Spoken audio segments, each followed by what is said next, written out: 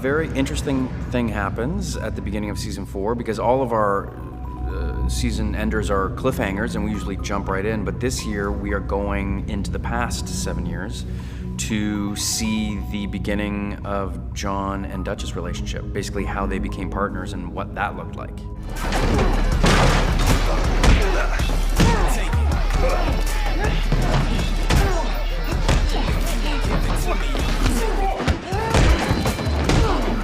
Hey, look, I got this. I'm just playing the long game. Yeah, well, your long game is leading us to a very short death. It looked slightly different. They obviously got along, they'd been working together for a little amount of time, but they were really feeling each other out, and they hadn't bonded in the same way. So this is, I think, a little insight into seeing that bonding start as they go through things together, and I found it to be very, very interesting. What are you doing? Saving John. So are we, which is why we're headed for the Armada. The Armada's too far. John's map says that there's a moon with a green pool within minutes from here. What good is some random pool to Johnny? Dutch, what is going on with you? With the trio, you know, there's the dynamics have always kind of shifted at times, just like a family. The dynamic between Johnny and Dutch, they go kind of beyond friendship or romance. Their love is deep, like a never-ending well. And with Davin and Dutch, it's a romance, it's a locking of horns, it's everything. But there's definitely going to be exploration and realizations within Dutch and Davin's relationship as well this season, and where they stand with each other, and what their romance is. Everything's good here. Whole lot has changed since you left. Turin controls the Armada. Holland have taken over the rack. Pip and Pre are deputized Killjoys now, which is about as annoying as it sounds. Both Davin and Dutch and Johnny all have so much baggage. So in order for there to be a happily ever after, they all have to figure out a lot of stuff. Davin is definitely growing and trying to be a better communicator, trying to be a better partner. So in order for them to be a happily ever after couple, they, I think, still need to really deal with a lot of their past. Let my brother go! I can't become this.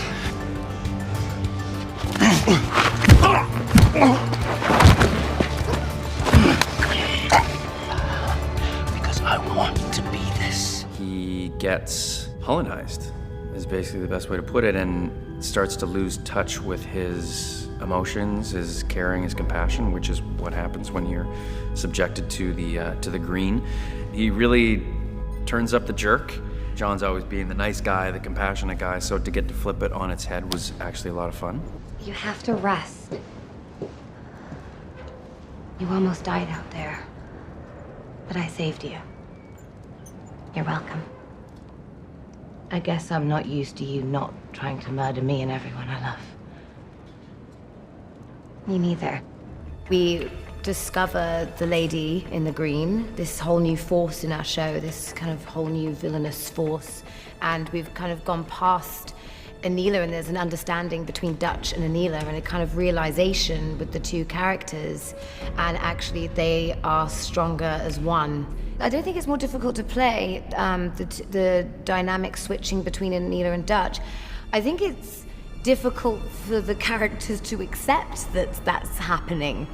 And, you know, for Dutch to be understanding of Anila after spending, you know, the majority of the season wanting to kill her, it's hard, and it takes time to manipulate that kind of feeling towards each other and have understanding.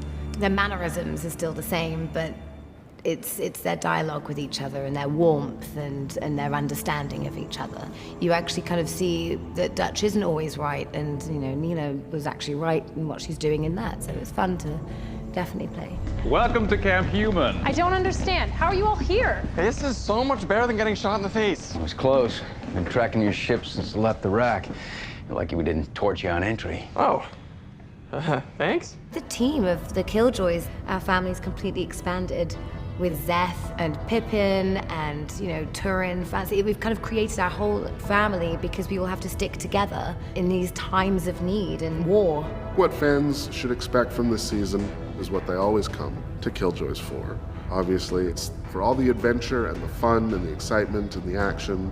It is fundamentally a show about three people who we all absolutely adore and love, trying to figure out how to survive, but then also how to be good people to one another, while at the same time getting themselves into too much trouble. So I think what they can expect to see this season are these characters in situations they've never been in before, and getting to explore that has been a joy too.